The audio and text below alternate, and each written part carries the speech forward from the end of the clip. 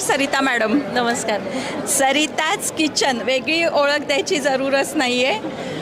असंख्य फॉलोअर्स यूट्यूबला. एक पितळेचं चकचकीत स्वयंपाकघर जे आम्हाला बघायला फार आवडतं.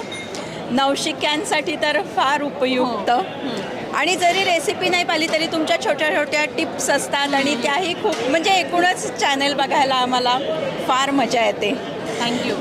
मला असं म्हणायचं की तुमचं क्षेत्र आणि ज्योतिष क्षेत्र हे फार भिन्न हे आहे. बरोबर. पण तुम्ही आज या कार्यक्रमाला कशा काय आलात? तर माझी ओळख ज्योती मॅममुळं झाली. त्या पण एक यूट्यूबर आहेत आणि मला खूप छान वाटलं की जेव्हा मराठीतून कोणीतरी ज्योतिषबद्दल सांगतंय. कारण कधी कधी असं होतं की इतका सगळा भरमसाठ कॉन्टेंट हिंदीमध्ये होता. बरोबर. आणि त्यामध्ये पण कधी थंबनेल्स वगैरे बघून अशी भीती वाटायची. त्यामुळं मी तिकडं फिरकायचे पण नाही. एक दोन गोष्टी बघितल्या पण असं वाटलं नको, आपण आपल्या मनाला जे चांगलं वाटतं ते करूया. पण जेव्हा मी ज्योती मॅमचा यूट्यूब चॅनल बघितला त्यावेळी कळलं की येस, कुठेतरी मला चांगलं आणि सेन्सिबल ऐकायला मिळतं आहे. आणि अगदी रेग्युलरली नाही, पण जेव्हा जेव्हा मला वाटतं की हां आता वेळ आहे आणि मला बघायचं आहे काहीतरी, तेव्हा मी त्यांना फॉलो करायचे.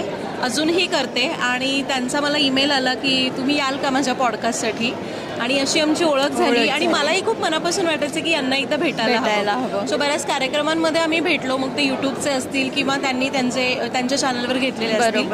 आणि मग कुठेतरी मला आता डायरेक्ट ज्योतिषासोबत संबंध आला. नाहीतरी आधीचा फक्त एवढाच होता की माझे जे ओळखीचे ज्योतिष त्यांच्याकडे जा, काहीतरी विचार आणि परत ये. फार तर विचार करण्याची गरज नव्हती.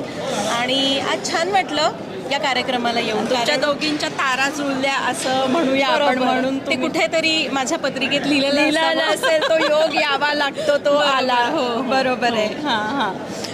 ज्योती मॅडमबद्दल पर्सनली तुम्ही काही बोलाल का? म्हणजे ज्योतिष हे वेगळं झालं, त्यांना शुभेच्छा आज आपल्याला द्यायच्या आहेत 60व्या वाढदिवसानिमित्त. तर ज्योती मॅमच्या षष्ठाब्दी पूर्तीनिमित्त त्यांना खूप मनापासून शुभेच्छा. त्यांना दीर्घायुष्य, आरोग्यदायी दीर्घायुष्य लाभो हीच मी प्रार्थना करते. नक्कीच. आणि त्यांच्याबद्दल सांगायचं तर मी तेच सांगेन की म्हणजे जेव्हा आपण कुठल्याही गोष्टीवर विश्वास ठेवतो, मग ती सायन्स असू दे किंवा आपली ज्योतिष धरा एका वेळ, पण जेव्हा आपण तो आंधळेपणाने विश्वास ठेवतो तेव्हा ती गोष्ट कधीच आपल्याला कुठे घेऊन नाही जाऊ शकत किंवा चुकीच्याच मार्गाने नेते. पण जेव्हा आपण त्याच्यावर डोळसपणे विश्वास ठेवतो तेव्हा आपल्याला त्या गोष्टीचा खरा उपयोग करून घेता येतो.